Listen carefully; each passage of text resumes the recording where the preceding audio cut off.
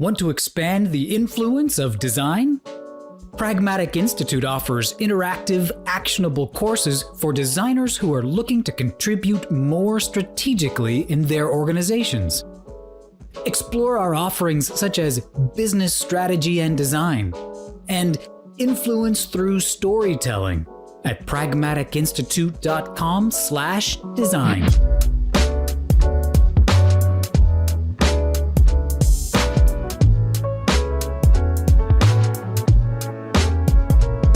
Hello, and welcome to Design Chats, a podcast from Pragmatic Institute, where we sit down with design leaders, practitioners, and alumni to discuss how to grow the strategic impact of design. I am Rebecca Kalogeris, Vice President of Marketing and Product Strategy at Pragmatic Institute. And today I am thrilled to welcome Lori Landesman, VP of User Experience at Salsify and expert in UX design and research in both B2B and enterprise environments, and just an all-around passionate designer who is always looking to help people expand their knowledge. So welcome, Lori. We're thrilled to have you. Thanks for having me. It's great to be here. All right. For those who haven't had the pleasure of speaking with you before, Lori, let's give a little bit of the background. How you got into design, what made you so passionate about what you do? So this is always so hard for me. It's like, where to start? It's been so long. but I started in instructional technology. I got a degree in that and thought that I would be designing educational software. And specifically when I started out, that meant like CD-ROMs.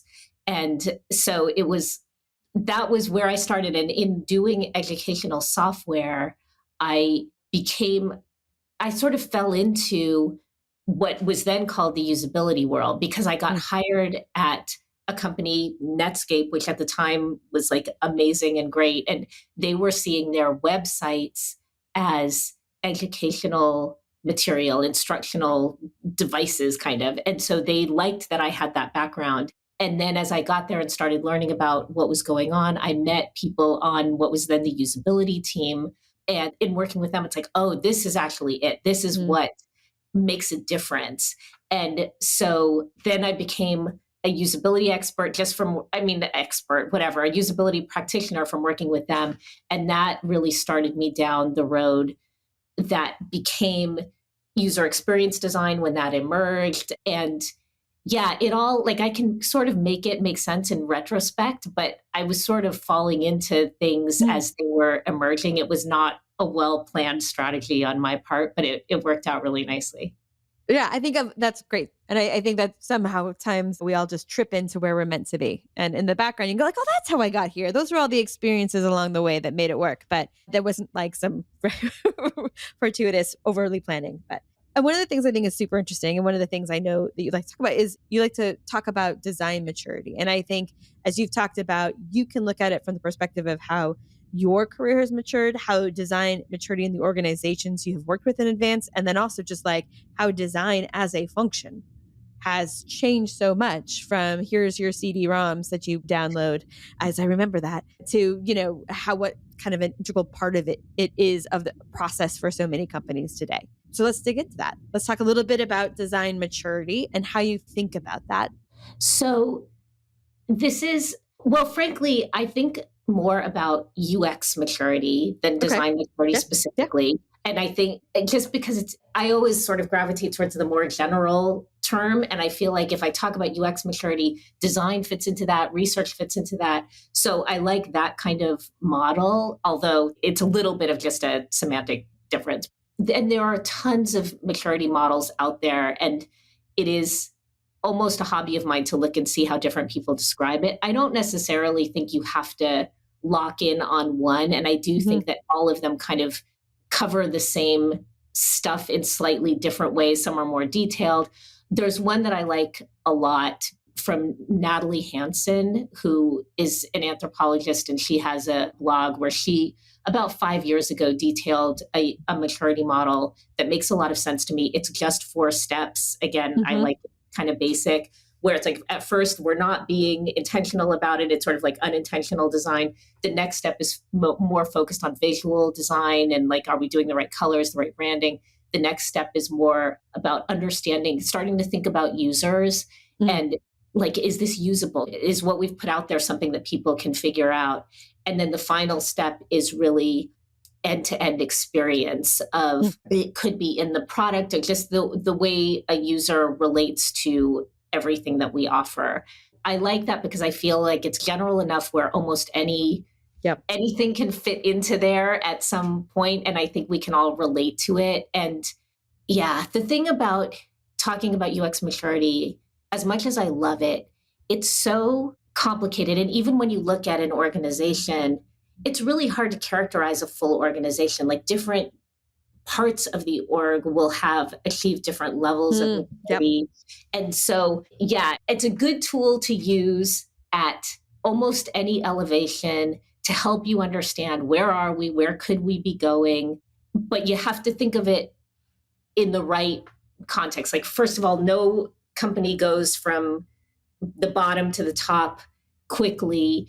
I think that, yeah, different parts of the organization will progress at different rates. And you have to know too that just because you're at maybe a 3 on Natalie Hansen's model today, it could actually go backwards too. I mean, people change at organizations all the time. Things that you've achieved sometimes get erased because there isn't memory for it anymore. People are gone. You might get new leadership that doesn't like the way things were working before and changes things. And so all of that makes a difference. But I do think it's a helpful way to just it's a map. It tells you kind of where you are here, here's where you could be going next. I think it's super true too that like within especially large organizations, there are going to be pockets of different maturity all around. And again, I think so much of UX maturity it's often still sort of a result of a person's or people's advocacy, right? And not as many companies as it may be like already built into all the processes and DNA to the level. So to your point, that makes it easier as personnel change then for there to be a shift in there. But I think it's a good model for a couple of reasons. One, I think it would be really interesting to make sure everyone in the organization has that same understanding of what level you are.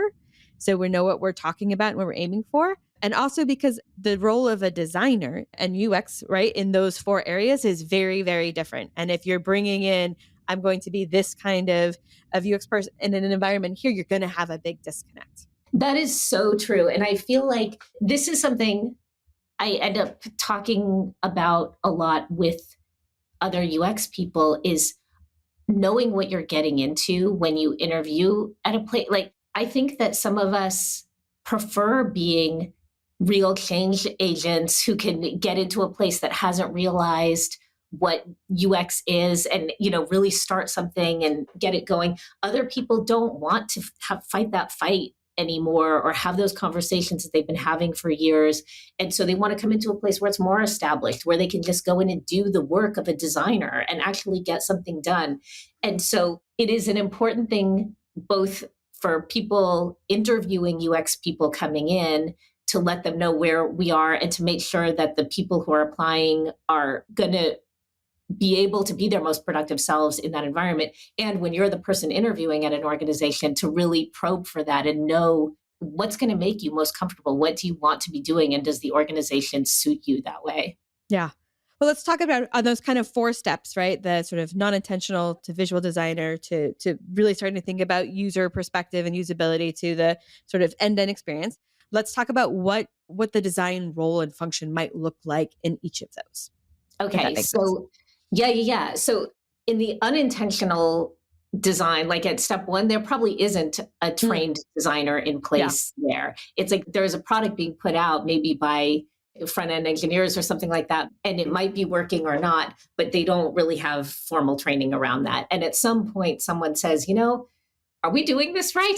Should we? And that might be that they've worked with some consultants who have helped them see that there are ways of doing this. They might have hired a marketing person or something who is more aware of what they want the brand to do, but they start thinking more about visual design. And there are no rules that apply all the time, but very often it is a visual designer who starts the awareness of design and has an intentional practice about this. These are the colors we should use to just be aligned between our product and our website, or, things like that, having the same logo in different places, whatever. So that often a visual designer will start that. And then perhaps they're getting feedback on their product that things are hard to use, or that people can't figure out how to do basic things, or there may even be a business problem, like people are putting stuff in the cart but never actually checking out.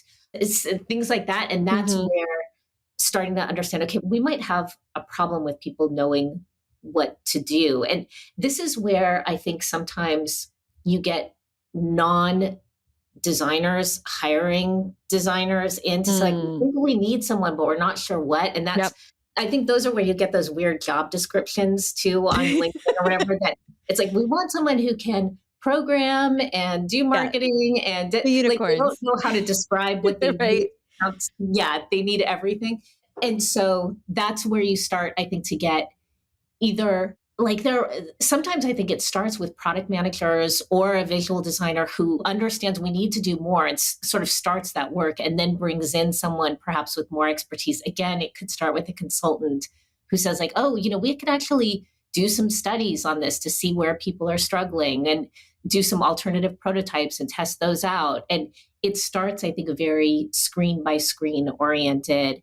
And often I find once teams see their first usability test, they're sold like, oh my God, if we had only known, like to us, what seemed so obvious is actually not at all obvious to real users. And so then that becomes a practice that multiple teams start using, and you end up, or you start moving towards, if the company does well, embedded UX people on different teams, helping teams make those decisions over time. And so what had been visual design morphs into more like interaction design. Maybe you have both of those people working together. Maybe it's one person who does both. And then as you reach nirvana, you start thinking about not just the individual teams, but how does someone move across first a full product journey? And then it's like, oh, wait, this isn't even just relegated to our product. Like there are services we offer in association with that product, and what that reinforces what goes on in the product, or our sales cycle actually is showing off something different than what happens in the product. Like really thinking of the full life cycle of customers as well as their end-to-end journey. And maybe it even starts to permeate into other aspects of the company, like how we hire people or the kinds of programs we offer internally. Sometimes it's about the way we name our conference rooms, like just all kinds of ways that UX starts to permeate and get beyond individual screens or being feature specific. So yeah, that I think is sort of what it could look like, although again, everything is different. And I mean, I think you can see just in that conversation how varied it would be, and how if you wanted to be in one type of company doing one type of work, and if you wanted to do one type of work, but you were in a different type of company, it wouldn't be a match for either side. Now, some of that is, yes, I want to do that, but I want to advocate for it. I like that challenge and I want to bring them in, but you have to know that's what you're signing up for, and not that it's not going to come in and be in place for you. It won't be paved. Yeah. And it's just, it can be so frustrating. And I've seen this, I have felt it myself when you get to a place and you think you're going to be doing one kind of work, and in fact, the company wants something totally different and you're just not up for it. And yeah, that just makes for a really unhappy work environment. Yeah, for sure. And one of the things you talk about too, which is one of the things I love talking about, is sort of leadership versus management, and how I think that also evolves in this spot, and just how important understanding both those sides are. Yeah. So I'm trying to think of how strongly I feel about what I'm about to say. I think that this has a little bit to do with the size of a company, because I think early on, or at smaller companies, it is often the case that leadership and management are the same thing. So if you want to be a leader, you start managing people. But I think as companies grow, those two roles are not necessarily the same thing. And you can be a manager of people who is not necessarily leading a vision. And you can be a leader of a vision who's not necessarily managing people, but that can be really confusing. I'm continually confronted with people getting confused over those two things, or thinking they need to move into a people management role in order to be able to really lead something. And I know, like, even right now at my company, I have recently taken some specific actions to separate out people management from leadership. And I have like principal designers who are leading efforts that match up to the kind of pillars of the way we think about how we're moving forward. And it's a newer thing there. And some people just need some help understanding, like, why would you have an individual contributor leading this? And it's like, well, they're really senior and they know a lot about what's going on. And they have the bandwidth that, frankly, people managers often don't have, because people management takes a lot of other work that doesn't necessarily give you the time to really focus on, like, how do I move this thing forward? So I think it makes sense to have both, and it's really good, but that also is a thing that is kind of linked to where a company is in its own growth and how, I mean, I think this is a place you have to work with HR too, to really understand, do we have tracks for both individual contributors to move forward and become leaders, as well as people managers to do that, and really divide up and understand people's skill sets so they're on the right track. And I think one of the things I really like about that too is I think that too often the next career step, the success is, everyone thinks of it as that avenue up through people management and that. And I think it does a disservice to some extent to not recognize exactly what you're talking about, right? That sometimes the right path is just to be a stronger and stronger individual contributor. And that's not a weakness, right? That's not like we need both. And frequently one does have a skill set or a passion in one of those areas over the other. Oh, totally.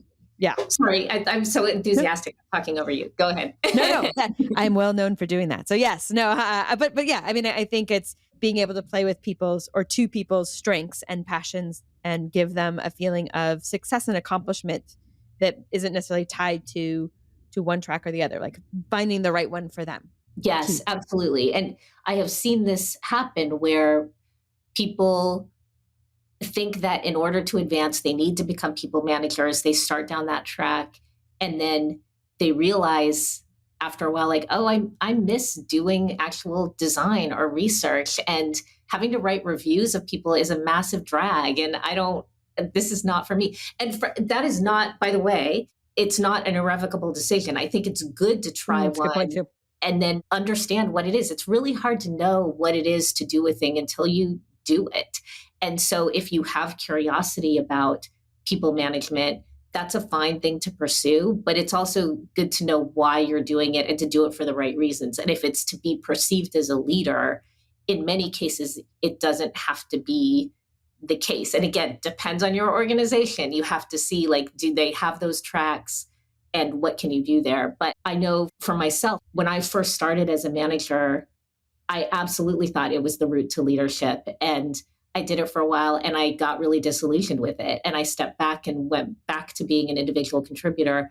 I feel like I was a better individual contributor because then I could empathize more with managers and understand what they needed. So I'm glad that I did that. And then over time, I realized, okay, now I'm ready. Now I understand what the value of being a manager is. And I could go back to that track and be better at it and more motivated to do it well. So I think there's value in doing that too.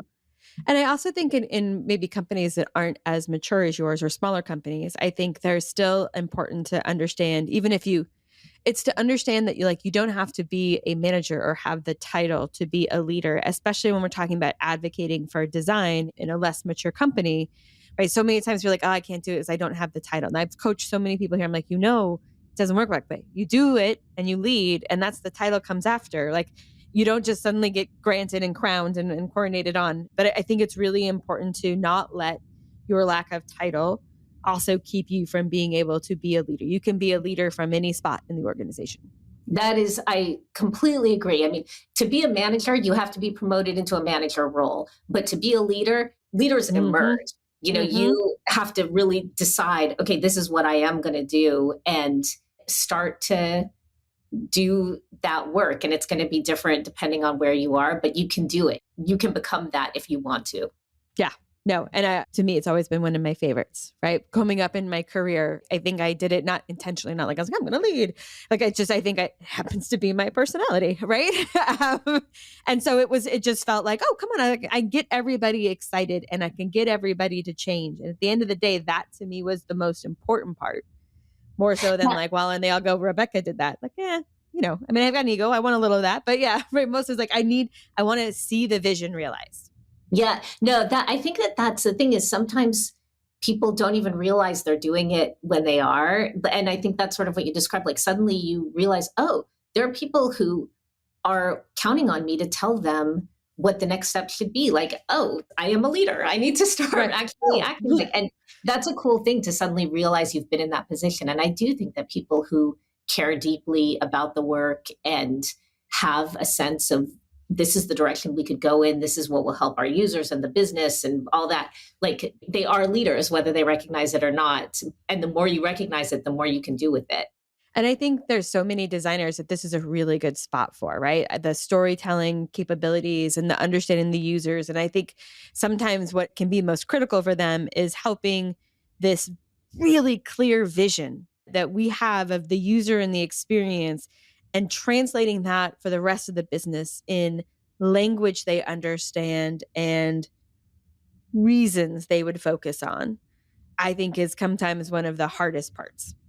Oh, yeah. Yes. I mean, and to me, this is always a little bit ironic. I think that designers, researchers, UX people are so good at empathizing with end users of the product, or not necessarily even end users, but users of a particular product.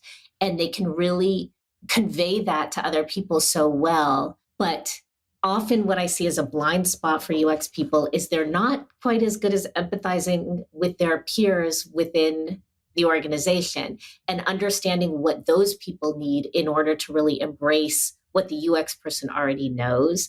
And it's not everyone wants to be a designer, but no one wants to put out a bad product. No. And so understanding like where people are coming from, what their priorities are, how they're seeing the world can help a lot in crafting a persuasive story about why the user experience is important or what we could do right now in order to make the UX better. And I think sometimes toning down, like as UX people, I feel like it all comes from a good place. We care deeply and we know a way that we want to do a thing, but that may not always be the best way or the way that is likely to happen given where we are right now. And so understanding those constraints and who needs to be involved and what they need in order to feel comfortable is another part of the user experience vision that you have to have in order to really deliver what you want to deliver.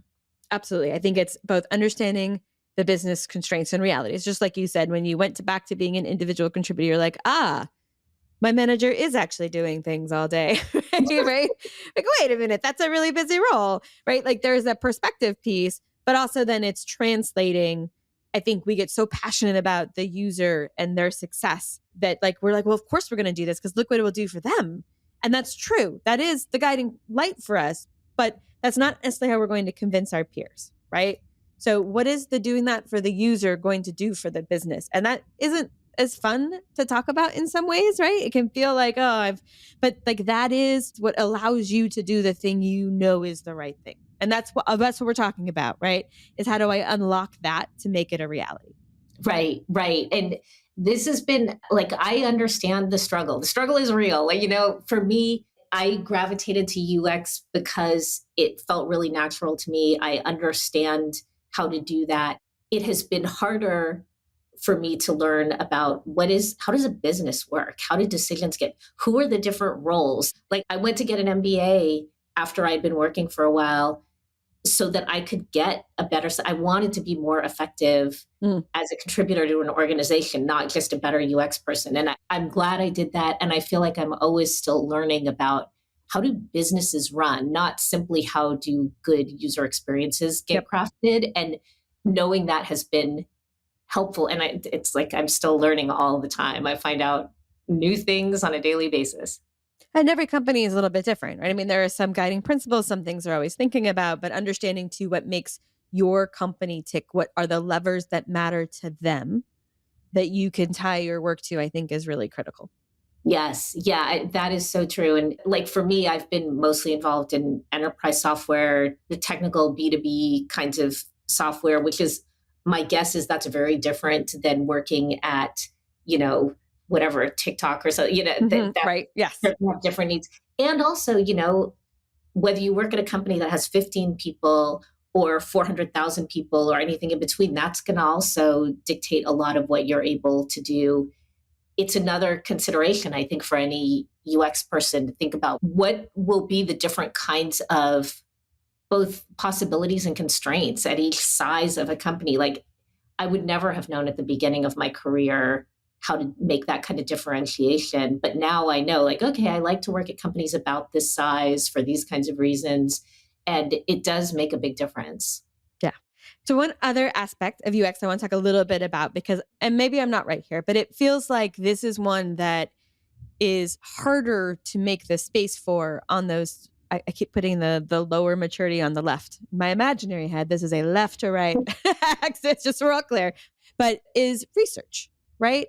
And advocating and the role of research and UX research in sort of the unintentional all the way to then feels like it's one of the areas that changes the most. And yet it's one of the most criticals. Yeah. And I think maybe, so I think about this a lot because I care a lot about research. And I think it can mean really different things. And the kind of research that you get empowered to do at different companies, like that is also different. So let's get specific about research. So early on at a company, like when we were talking about stage one before, where unintentional design is happening, like it would be unlikely that any kind of UX research is happening at a company like that. Although they may be doing market research, right? They may, and that's valuable. Like knowing things about the market that you want to serve, that's something. But then when you get to more intentional design, like probably not until phase 3, that's where research really becomes a priority and intentional, but it's a certain kind of research. It's going to be probably mostly usability testing, maybe having open-ended interviews with people. So focus on really qualitative kind of data, which is great data to have. I think also at that point, people might be thinking about analytics, or like, how do people move through our product? Is this fair to say that most companies have some kind of analytics that they're gathering? I think so at this point. Now, whether or not they're using them is different, but they certainly have the data in a different way than we sure did back in the day, right? Yes. Exactly. Yeah. So that's the quantitative data that I think is common, and usability testing would be the kind of qualitative data. And so they may not even be putting those two together or thinking about the need for a combination of qualitative and quantitative on everything that we're doing, but that's where it starts. And then I think once they get to that place where knowing, oh, okay, qualitative can give us some information about like why people are doing certain things, and quantitative can give us certain information about what people are doing. Like, it would be great if we could combine all of that together. Right, and yeah. I think where you could start getting to really interesting research, and the more where you wouldn't necessarily have a designer doing the research and design. Like up until that point, you could probably just have a designer who does the work that you need and can move it forward. But then when you start to think about, no, we need a combination of methods. And also, we don't want to just be reactive to what we've already done. We want to be like looking forward to what we could be doing. Like that's where you want to start getting people who have specialized research skills. Like, do they know how to do ethnographic research? Do they know how to do statistical analysis on, different experiments that we could run, or larger surveys? That's in places where I have been that have embraced that kind of research, and we could do like jobs to be done analysis, or thinking about how to do clustering analysis on how people are using our software so we could start to do testing. Like that's really fun. But I do think that that's not any company can just embrace that and start going with it. You need to first really know, like, just is what we're doing right now even good enough, So I think it takes a while to get to that kind of really deep, fun research with specialists. I do think like the idea of sort of leveraging data in design is, it's not new, obviously, but I think our ability to do it and somehow the importance of it in some places is really starting to elevate. I was talking to someone who does game design, and I think it's a great example where there's just so much input and data back. And it was fascinating to think of that loop. And I mean, I think in the B2B and the enterprise space, it's maybe not quite the volume or velocity, but there's still that ability like to take from some of those others and really start to test different things and see different things and break down the type of metrics that we watch that we find really do factor in a really exciting way. Oh, absolutely. There's always more you can be doing in terms of gathering data. And it's hard, I mean, because it does require either instrumentation of a product in order to gather what you want or agreement upfront about what kinds of metrics will make a difference. Like that's, I think, actually a big hurdle I've seen in places I've worked where researchers start doing a study and like gather some really interesting data, but no one's really willing to react to it.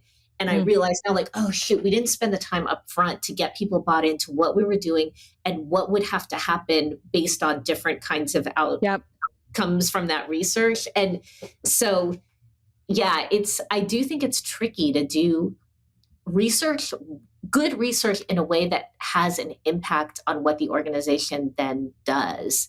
Yeah, because there's all kinds of possibilities, but it requires some investment and you want to get something back from that investment. So how can you plan to make sure that happens? And with the amount of data we have these days too, there's a lot of like false metrics, right? I could move that metrics, but that metric isn't going to actually move a goal that matters, right? But sometimes it's hard to know which one it is, right?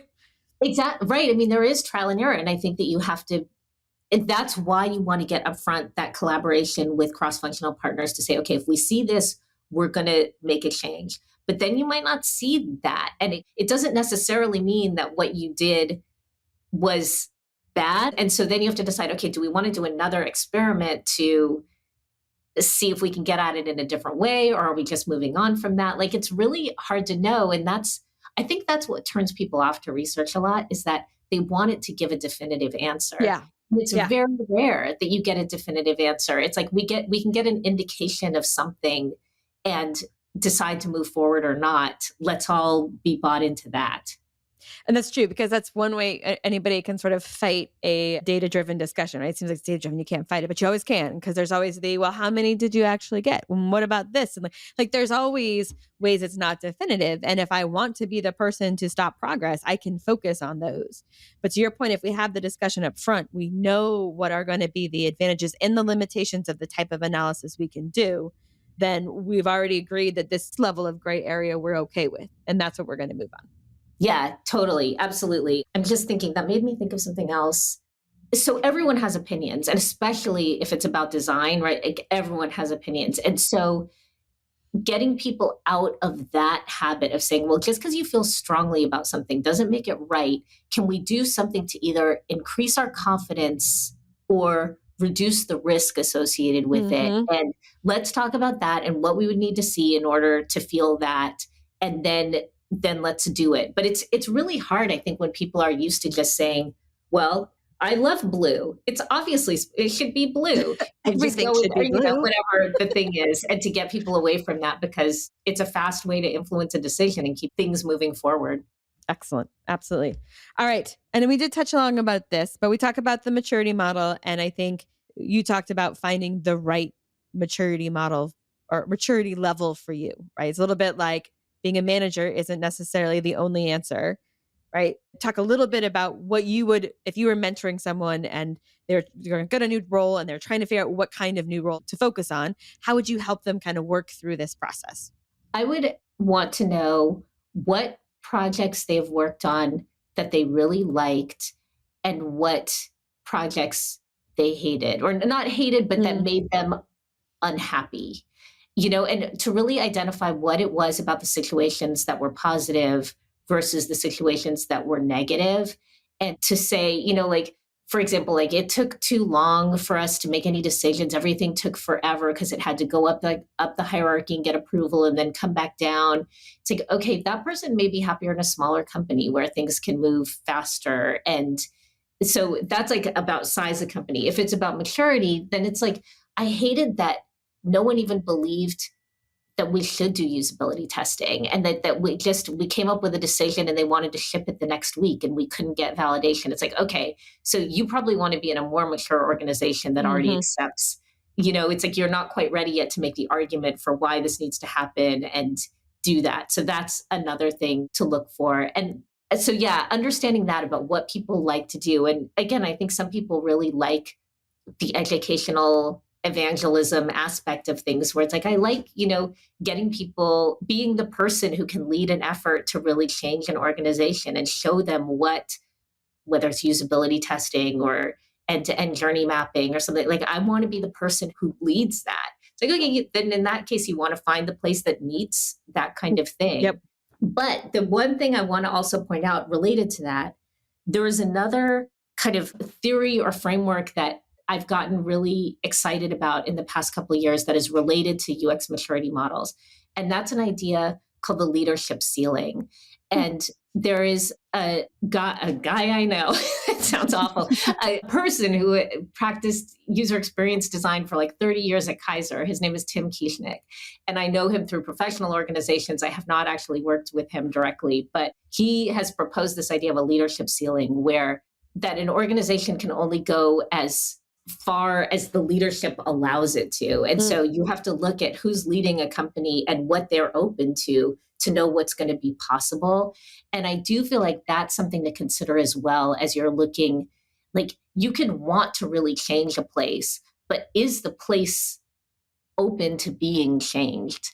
And that, I think, is a really useful thing to know. And obviously, if you're coming in as a UX researcher, you're not going to interview with the CEO, but even knowing for the people you're going to be working with, like, there's a local maximum too, right? It's like, for those people, are they really open? Do they see possibilities? Are they really happy with the way that they're working right now? What do they want from a UX person? And how well do they feel that they're serving their audience right now? Those are all things you can start to gauge in an introductory interview. And that can help you make some decisions about, is this place at the maturity I want? If not, and I want to get it to a higher maturity, are they going to move in that direction? It's always so hard in an interview, but I do want everyone to know who is interviewing for a job that you're interviewing a place too. It's not them just interviewing you. And you should know, based on your past experiences, what you want and whether you are likely to get it from this place that you are interviewing with. Nice. All right, Lori, we talked about lots of different things. So if you were going to have listeners do 2 things differently tomorrow, based on what we talked about today, what would it be? I would say, first of all, look carefully at your organization and understand what you think is possible there. And is it open to what you want to be doing? Like, it could sound like I'm encouraging everyone to quit their job, which I am not actually. Are you hiring, Lori? No, I'm just kidding. I know. But truly, I think that sometimes we either stay at places with unrealistic expectations of what we can achieve, or we're not doing enough to really move the needle. Like, there are possibilities there that we haven't even fully explored. So I think that understand your organization and understand how you can make a difference there. How it's not just about you arguing for the user experience more, but like, how can you argue it in a way that actually can make a difference? What is the UI? What is your own UI in a way? And how are you making yourself kind of usable for your peers in order to accomplish what needs to be accomplished? I think that those are really important things and can help you be more effective. Like, pretend you're doing a site visit at your own company. What do you observe, and how can those observations help you be more effective in your own role? Excellent advice, Lori. I really appreciate the conversation. I had a great time talking with you today. Thank you so much for coming on. Oh, thank you for having me. It's been really fun. Excellent. All right. One more question, Lori. If people want more of your thoughts, if they want to follow you or get in touch with you, how would you like them to do that? I don't have a blog or anything like that. I'm on LinkedIn. I'm always happy to talk to people. Like, if people want to reach out that way, that's probably the easiest way to get to me. Excellent. Perfect. Great. All right. Well, thank you everyone for listening. And don't forget to join us next time when we cover another great topic. And if you're looking to learn more about how to contribute strategically, to drive value, to build influence, make sure you check out pragmaticinstitute.com/design.